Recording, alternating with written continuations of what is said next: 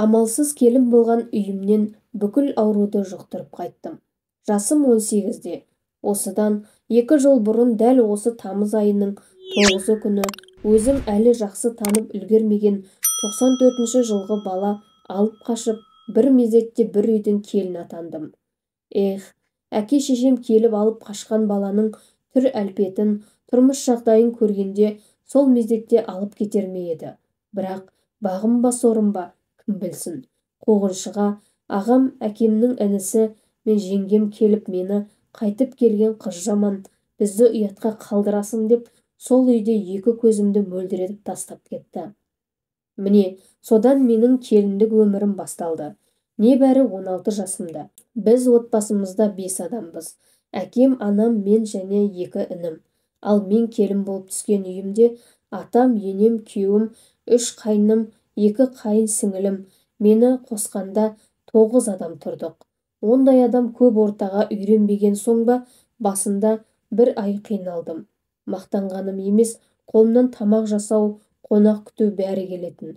Соның арқасында енемнен бір артық сөз естіген емеспін. 4 ай ғана созылған келіндік өмірімде бүкіл ауруды жұқтырдым. Себебі тұрып жатқан үйіміздің едені цемент, қыста тастай суық болады. Содан әбден салқын тиіп, қатты ауырып жүрдім.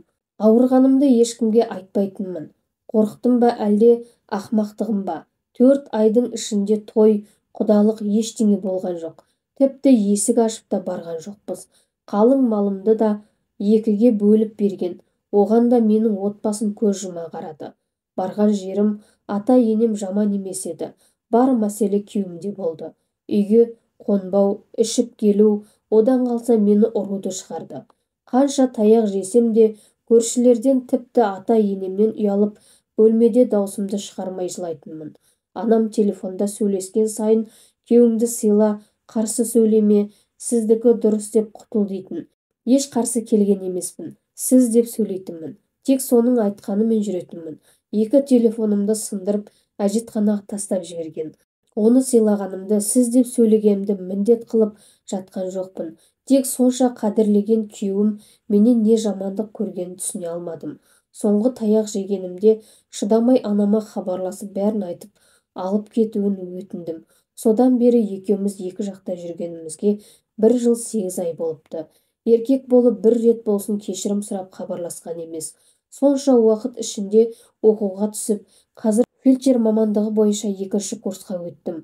4 ай аз уақыт болса да, отбасымды сақтап қалу үшін соның таяғы мен мазағына шыдаған мен де ақмақ болыппын. Басында айтып кеткендей, отбасылық жағдайы нашар болатын күйеуімнің түрі де адам сүйсінердей емес еді. Соның бәріне көз жұма қарап шыдағаныма өзіме әлі таң қаламын. Қазір кішкене ес біліп ақыл тоқтатқан соң жүрекке әмір жүрмейді екен. Қазіргі таңда бір баламен телефон арқылы сөйлесіп жүрмін. Өзі офицер болып жұмыс жасайды. Өзімнен 7 жас үлкен, Ақтөбенің тумасы. Сол жігіт осы қыркүйек айының орталарында Шымкентке келемін. Сені өзіммен бірге алып кетсем, қарсы емессің бе дейді. Өткен өмірім жайлы бәрін біледі. Аузы күйген үрлеп шер демекші, қанша жерде жақсы араласса да, сенімімнен гөрі қорқынышым басым болып тұр. Кішкене ақыл қоссаңыздар екен.